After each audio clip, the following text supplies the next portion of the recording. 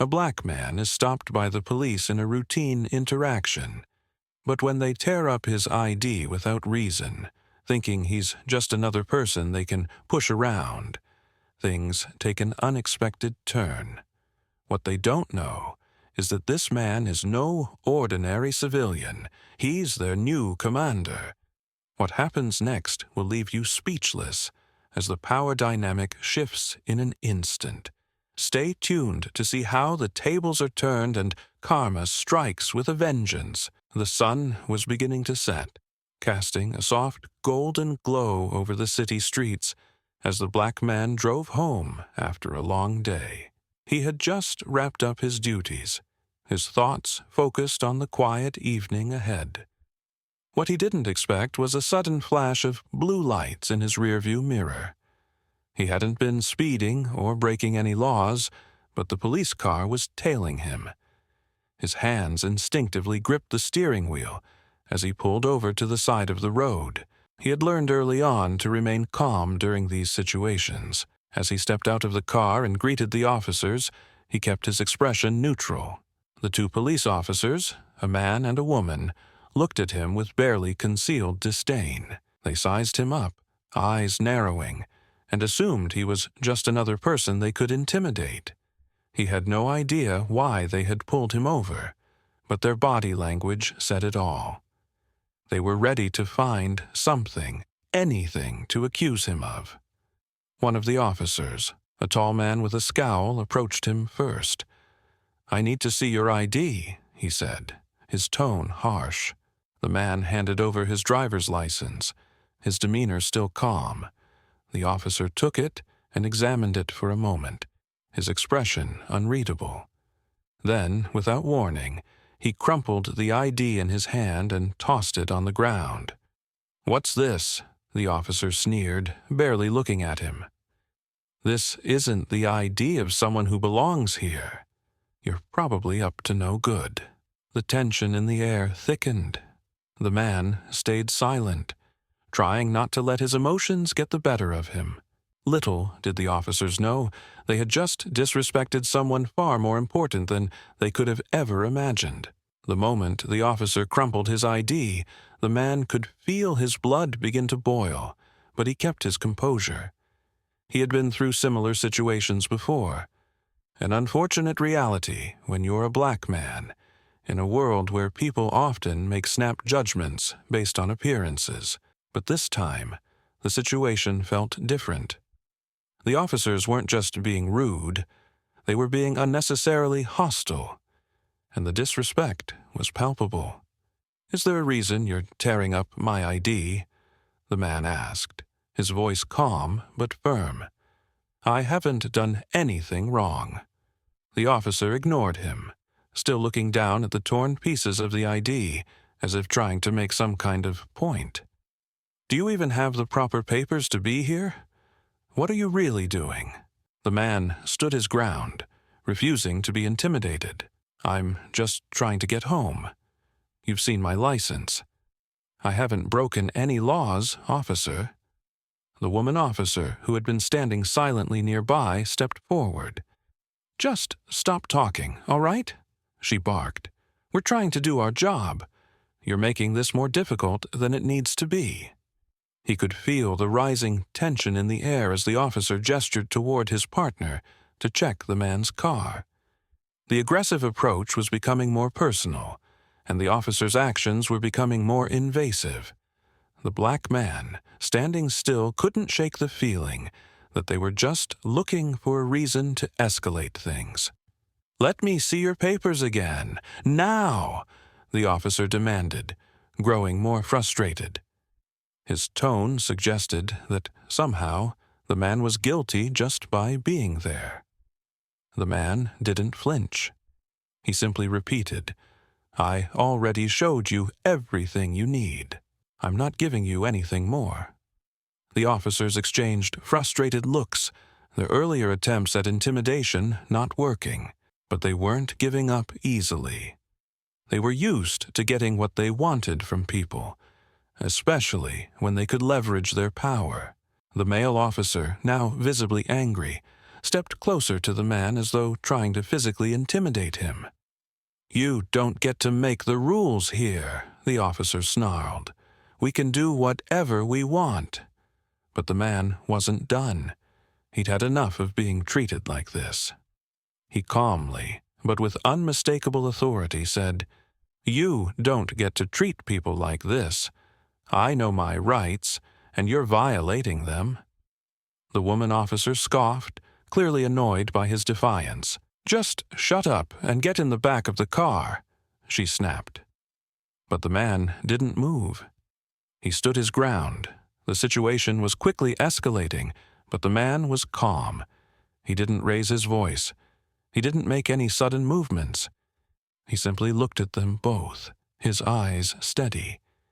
"If you continue this, I'll have no choice but to file a formal complaint. You're harassing me for no reason." His words seemed to have an effect, but only a brief one. The officers stood silently for a moment, clearly confused by his composure, his refusal to bend to their intimidation. They had been certain they could easily dominate him, but the black man's calm authority was unsettling. "Who do you think you are?" the male officer muttered, finally taking a step back. The officer's words were no longer directed at the man.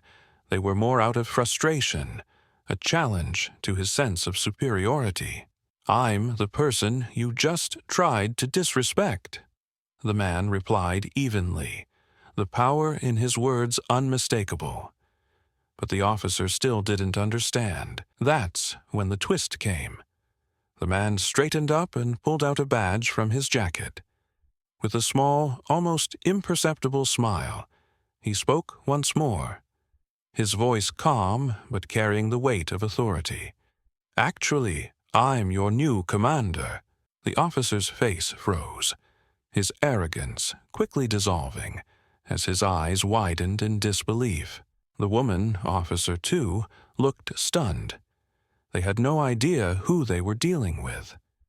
The officer's face turned pale as the man's badge caught the light, and the realization hit him like a ton of bricks.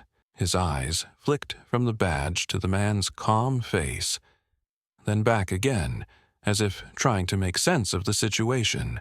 His arrogance faltered, replaced by disbelief. The tension in the air had shifted from hostility to shock. For a moment, the officer stood frozen, unable to speak.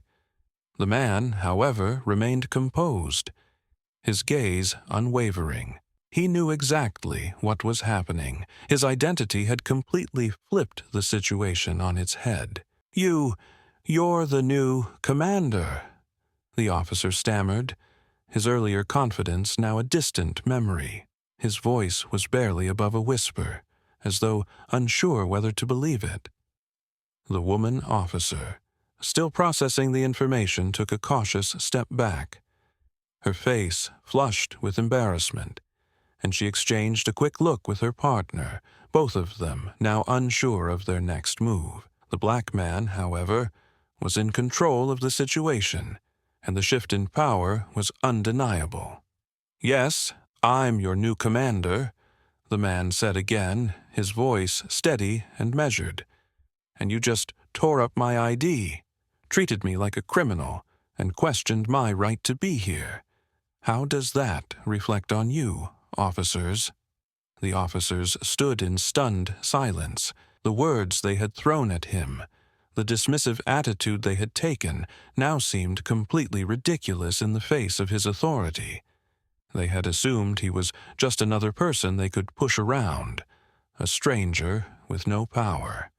But now the roles had reversed. The power dynamic had completely shifted. "Do you realize what you just did?" the man asked.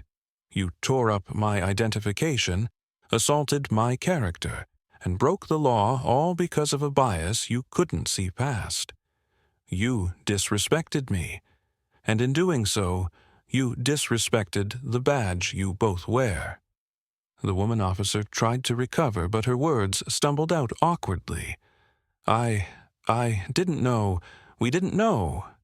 She trailed off, unable to finish her sentence. The realization of her mistake was too much for her to handle. "I don't need your apologies," the man said firmly, "but you will answer for your actions. You both need to understand that your position isn't a free pass to harass people. It comes with a responsibility to protect and serve, without bias." The officer, still struggling to grasp the gravity of the situation, stepped forward hesitantly. "Sir, I didn't mean any disrespect," he said. But the man's stern gaze silenced him immediately. "You didn't mean it?" the man responded.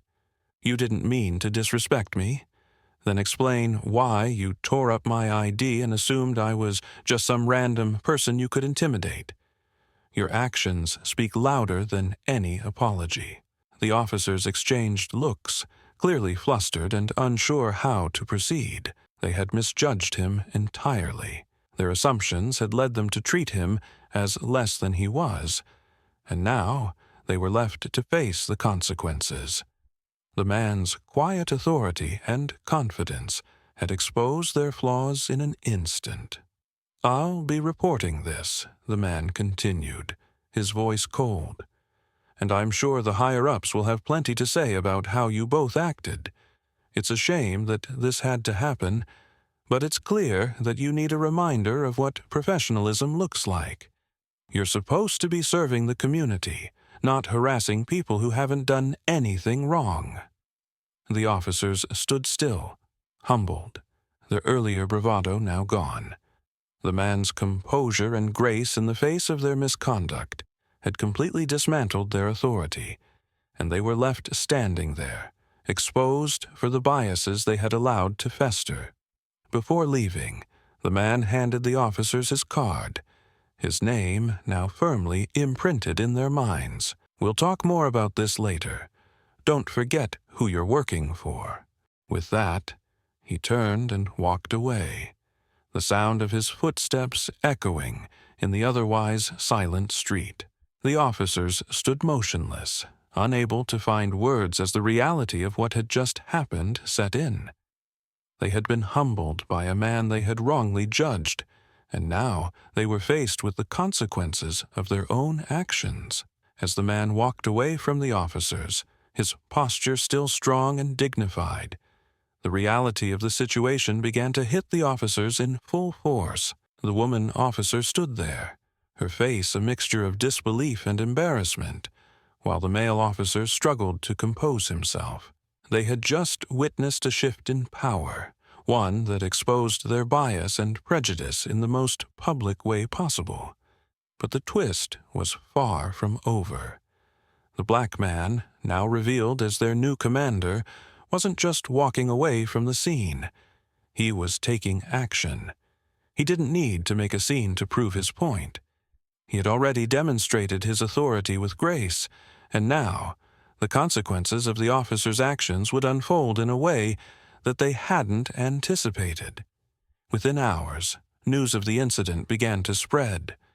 The video of the confrontation, recorded by a bystander who had witnessed the entire exchange, went viral.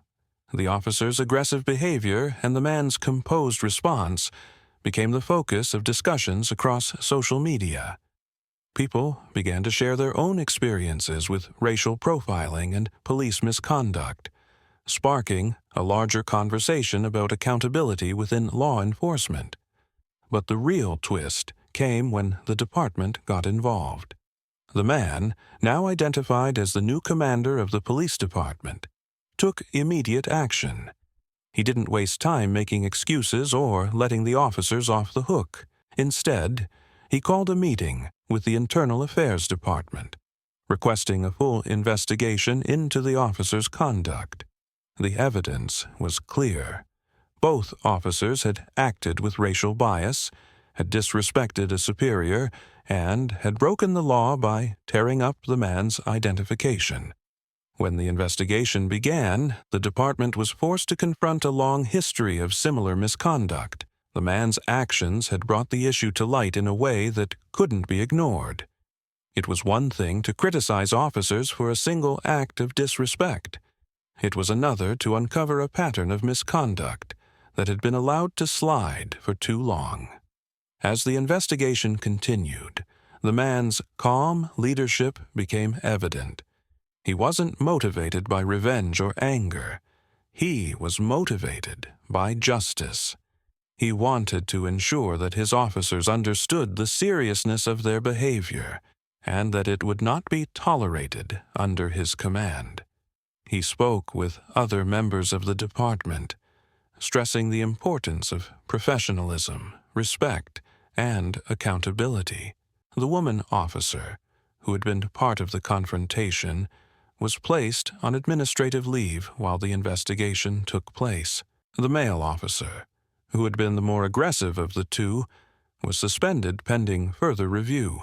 Their careers, once secure, were now at risk. The department could no longer afford to ignore the systemic issues that had allowed this type of behavior to continue. For the black man, the experience was a sobering reminder of the responsibility that came with his new role. He had not only been tested by the officer's actions, but had also been tested by the weight of the office he now held. His leadership was not just about wielding power.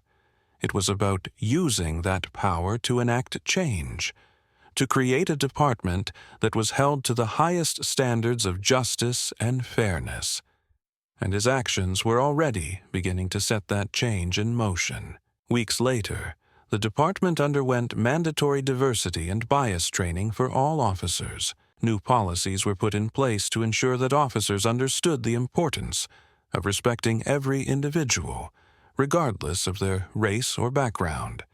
And the black man, now firmly in charge, was at the forefront of these changes, ensuring that the culture within the department shifted to one of accountability, inclusivity, and respect. As for the officers who had harassed him that day, they faced consequences far greater than they could have imagined. Their actions were not just about disrespecting one man. They had unwittingly exposed deep flaws within the system, and, while their punishment was fair, it was the shift in the department's culture that would have the most lasting impact. The man's quiet strength had not only dismantled their biases but had set in motion a broader transformation within the department, a transformation that, hopefully, would extend far beyond just this one incident. His leadership had proven that power, when used responsibly, could change the course of an entire institution. The months that followed the confrontation were transformative, not just for the officers involved, but for the entire police department. The black man, now fully in his role as the new commander, set a clear path for accountability, reform, and change.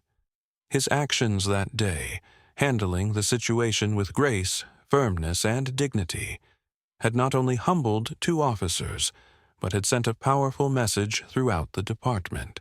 This wasn't just about correcting one mistake. It was about resetting the culture, ensuring that biases would no longer go unchecked. For the officers who had disrespected him, their careers were in limbo. The woman officer was placed on probation, and the man who had torn up the ID faced suspension and, eventually, termination. They had not only violated the law but had failed to uphold the very principles they had sworn to protect.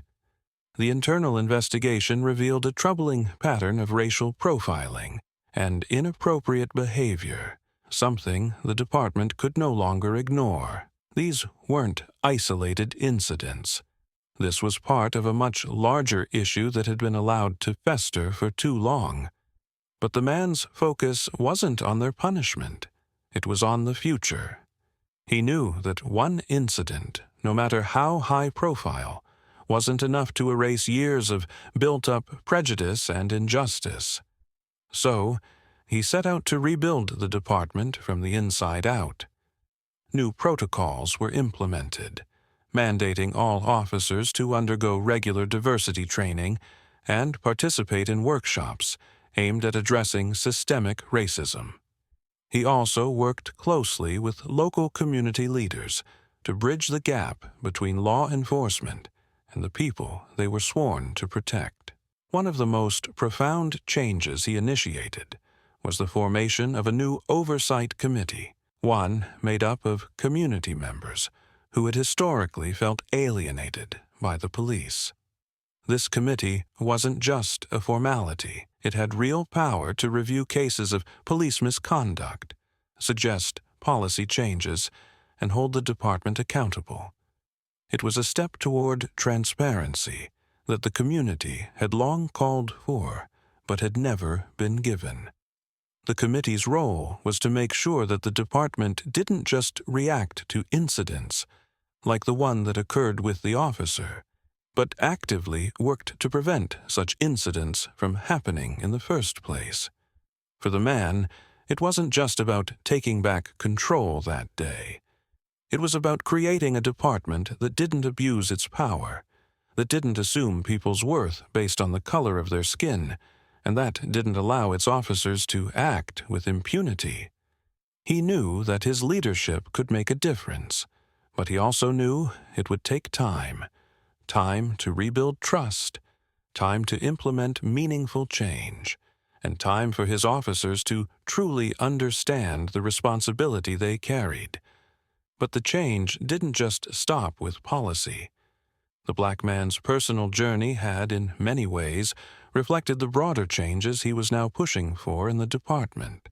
He had risen through the ranks with resilience and determination, despite the many obstacles that were placed in his path. His identity as a black man had often been weaponized against him, but he had proven, time and again, that his worth wasn't determined by anyone else's perception. His rise to the role of commander was a victory, but it was also a reminder that breaking barriers requires persistence, and that when you fight for what's right, the forces working against you can be defeated. Over time, the community began to see the changes in the department. Though it took patience, the road to reform wasn't easy, and the scars of history couldn't be erased overnight. But slowly, the relationship between the police and the public began to heal. Complaints about excessive force and racial profiling decreased. More officers began to step up and show a commitment to fairness, inspired by the commander's example. The man, though busy with his new responsibilities, took the time to visit schools, community centers, and local events. He spoke about the importance of empathy, fairness, and respect, values that he not only upheld as a commander, but lived by every day. He made it clear that leadership wasn't about command or control. It was about leading with integrity, showing the way through action, and uplifting others in the process. As for the officers involved in the initial incident, they both eventually came to terms with their actions. The woman officer, after completing her probation and undergoing retraining, became a strong advocate for change within the department. She worked alongside the commander to help implement new initiatives and ensure that the mistakes of the past weren't repeated. The male officer, however, struggled with his guilt. He had been embarrassed by the exposure of his racism, and while he was removed from the department, his journey was far from over. It was clear that he would need to confront his biases, but the department would no longer allow individuals like him to operate unchecked. For the commander, the reflection was clear. While the confrontation that day had been jarring, it had also provided an opportunity to show his officers, his community, and the world that power doesn't come from privilege. It comes from integrity, dignity, and a commitment to fairness. His leadership had reshaped the department, but it had also reshaped him. The story of this black man's encounter with the police isn't just about a single confrontation. It's about the power of authority being used for justice, the importance of standing up for oneself in the face of prejudice, and the lasting impact of leadership that stands on the foundation of respect and fairness. This is a story about breaking through barriers, not with anger, but with quiet strength, dignity, and an unwavering commitment to doing what's right. As we reflect on the man's journey, we're reminded that systems of injustice, while deeply rooted, can be changed. Every person who stands up for the rights and fights for fairness is part of a larger movement. Whether in the courtroom, on the streets, or within institutions, standing up against the misuse of power can reshape the world for the better. The black man's journey from being harassed to becoming the commander was more than just a personal victory. It was a statement that change is possible, even in the face of entrenched biases. By standing up for his rights, maintaining his dignity, and using his authority wisely, he didn't just turn the tables on two disrespectful officers. He set the stage for lasting change within the entire police department. This is a reminder that no matter how hard the fight may seem, standing up for what's right can lead to profound transformation. So, what do you think? Have you ever had a moment where you had to fight for what you deserve in the face of injustice? How did you handle it? We'd love to hear your stories. Share your thoughts in the comments below. If this story resonated with you, make sure to like, share, and subscribe to our channel for more empowering stories of resilience, justice, and standing up against inequality. Together, we can continue to push for change in every aspect of life. Thanks for watching, and stay tuned for more incredible stories of strength, justice, and personal triumph. Let's keep raising our voices for what's right.